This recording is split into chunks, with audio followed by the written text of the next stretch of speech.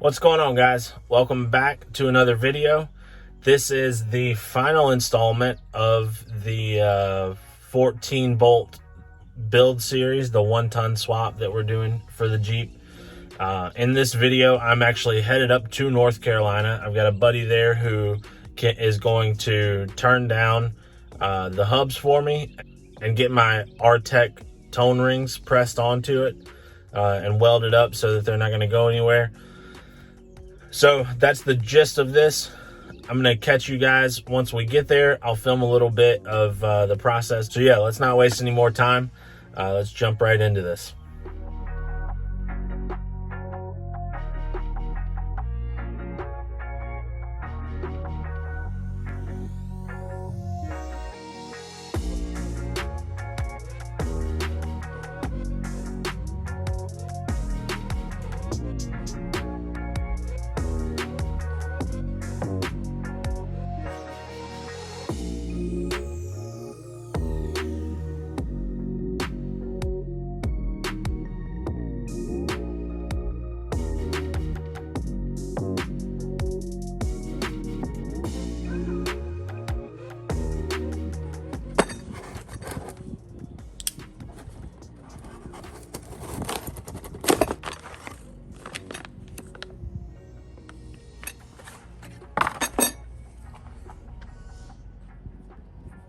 So after we have our tone rings on the rear axle, we need to find a way to actually mount the wheel speed sensors so that they can pick up the reading off of the tone ring. That's where this R-Tech Industries kit comes in handy. So these are speed sensor mounting brackets. They're actually going to bolt right up to these two bolts and allow your speed sensor to protrude through and pick up on the tone ring itself.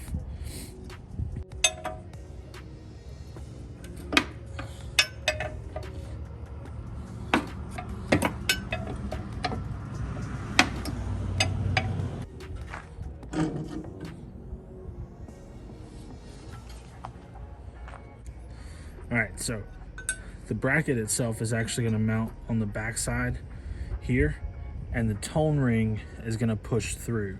If you look here, this portion is a little bit more dirty than the rest of the face. This is the part that we need to trim out so that our speed sensor can pass through.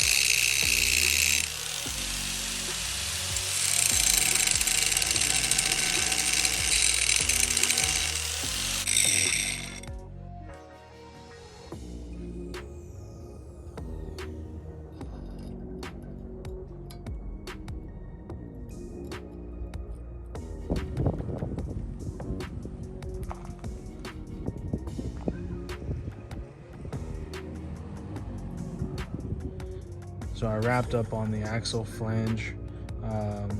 The next part is actually going to be where we need to actually make a hole for the speed sensor to pass through on the dust shield. So just dropping that on each side is going to give you your location. And for that, I'm probably just going to drill a hole that'll be big enough for the sensor to go through.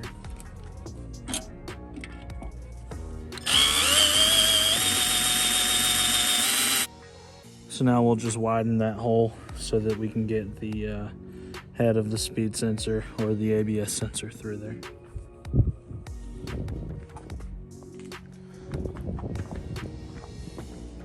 And once you've got that drilled out,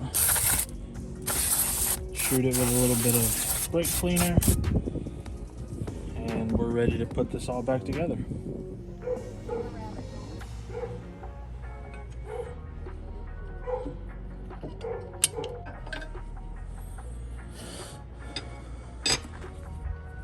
Alright, so if we did this right, we should have a straight trajectory through here for that ABS sensor to go through. And that ABS sensor is going to be able to pick up the tone ring.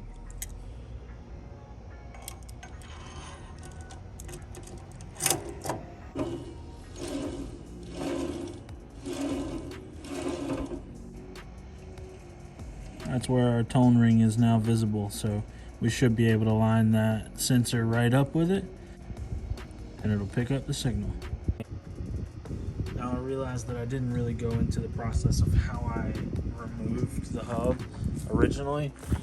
I'm not going to go back and show you guys that, but I will show you me putting it back together. And if you think about it, putting it back together is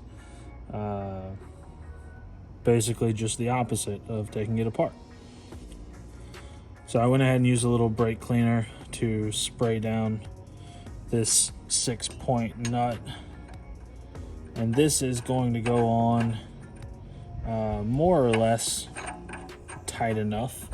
I'm not sure what the actual torque is on that, but I do know that you don't want to over tighten it, or else you'll be putting a lot of preload on those bearings that are in the hub. I'm actually going to go a little bit more and try. Now,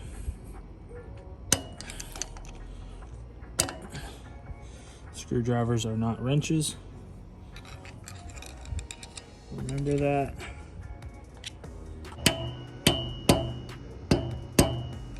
There we go. So this is actually where mine was lined up originally. As you can kind of tell, there's some of that orange paint that was on there. So once you get that line back in, I'm going to reinstall the keyway. And the keyway is literally just a little metal retainer. And then the clip and between the two of those, the goal there is to make sure that that nut is not going to back off.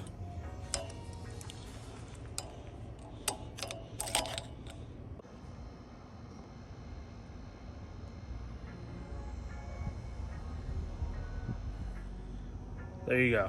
So the last thing we need to do is actually reinstall the brake rotor and the brake caliper. Before I put the calipers on, I'm going to go ahead and put in my wheel speed sensors and just make sure that those go in. It's a little bit easier to do with the calipers off just for space. But after that, it's just going to be sliding the axle shaft back in, and then I'm going to use a little bit of black RTV to make a seal here, as well as figure out what these torque, what to torque these bolts to. And other than that, this will be ready to bolt in. All right, guys, so we are flashing forward a couple weeks here. A lot has happened in the last few weeks since I started this video, and it's just been really hectic around here. I did end up finishing up the axle and actually installing it here in my tiny one-car garage. And so I've got the new 14 bolt under there, new to me, yeah, whatever. As well as a new rear drive shaft. Everything is all set. I'm gonna do a little walk around and show you guys how that turned out. But all in all, I mean, there was no reason for me to film any of that and show that to you, because if you have gotten this far in the build process, you should know how to bolt up a rear axle. So with all that said, here's the finished product of my 1-ton swap. I will be making a couple changes here and there in the future. I'm still having a little bit of issue getting the ABS sensors to pick up that tone ring. I just need to get under there and mess with the spacing on it. But overall, came out really well. I'm super happy with how it's actually feels on the road. The deeper gears definitely help with that. And overall, I can't wait to actually get on the trail, test these axles out. Next up for the Jeep, I've got a new winch to put on. I've got to finish the wrap at some point, and then I've also got a new set of tires that need to go on there. So you'll see those videos here shortly. But until then, I appreciate you guys watching, being subscribed. Make sure if you haven't already, hit that subscribe button. I have been uploading these videos onto my Instagram TV as well. So if you want to watch it there, everything's kind of all in one place there. My link is going to be down in the bio for that. My username is a guy with a Jeep. And yeah, that's all I got for you. So thanks for watching, and I'll see you guys in the next one.